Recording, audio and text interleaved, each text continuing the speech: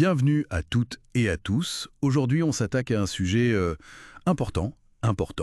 Les clés pour réussir son baccalauréat, c'est un moment charnière, on le sait. Tout à fait, une étape décisive pour beaucoup. Et pour ça, on va s'appuyer sur un texte en arabe, qui donne pas mal de pistes, de conseils. Notre mission, si on peut dire, c'est d'en extraire un peu la substance. Une source intéressante en effet. D'ailleurs, ce texte, il commence fort, hein. Il dit bien que le bac, ce n'est pas juste la fin du lycée. C'est vraiment présenté comme une porte d'entrée. Oui, vers l'université, vers le monde professionnel après. C'est ça qui est souligné. L'enjeu est de taille, clairement. Bon, alors comment on s'y prépare selon ce texte? Déballons ça. Alors, le premier point qui frappe, c'est que ça écarte d'emblée l'idée de chance. Ah oui, pas de hasard. Non, pas du tout.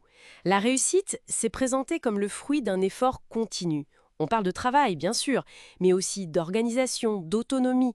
C'est ça qui est intéressant. Organisation, autonomie, c'est-à-dire concrètement. Le texte suggère un programme quotidien, équilibré, avec des temps pour étudier, pour réviser spécifiquement, mais aussi pour se reposer. C'est crucial le repos. Et il parle des matières. Comment on gère tout ça? Oui, il aborde la priorisation.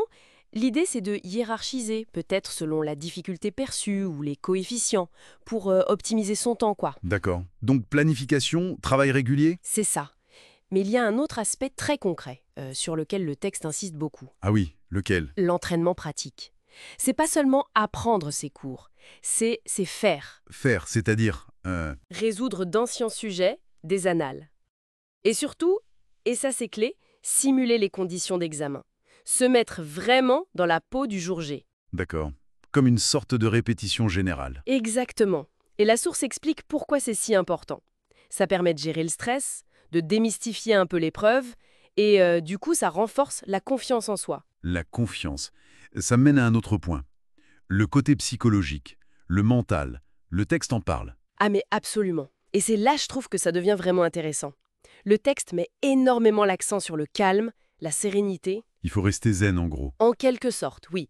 Cultiver la confiance en ses capacités, s'entourer d'un environnement positif, il est dit explicitement qu'il faut éviter l'anxiété excessive. Plus facile à dire qu'à faire parfois. Certes, mais l'idée sous-jacente, c'est que la préparation technique, le savoir académique, ça ne suffit pas si le mental ne suit pas. Il faut y croire. Croire en soi, visualiser la réussite. C'est ça.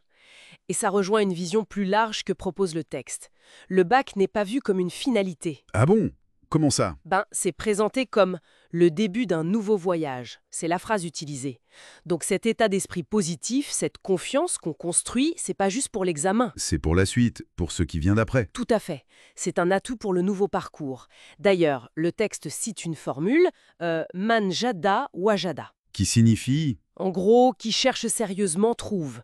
Ça souligne la persévérance, l'idée que l'effort paie. Mais ça soulève une question, non? Et laquelle?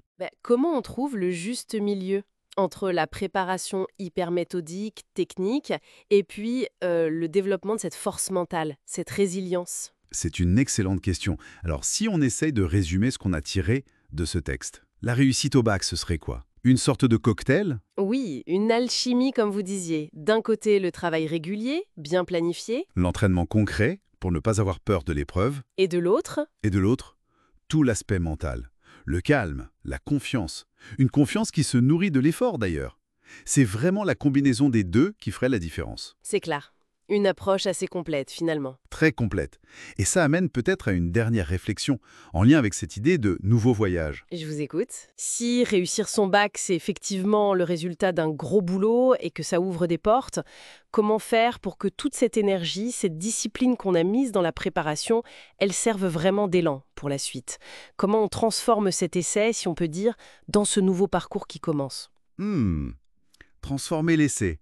C'est une belle image pour conclure. De quoi réfléchir en effet. Merci pour cet éclairage. Merci à vous.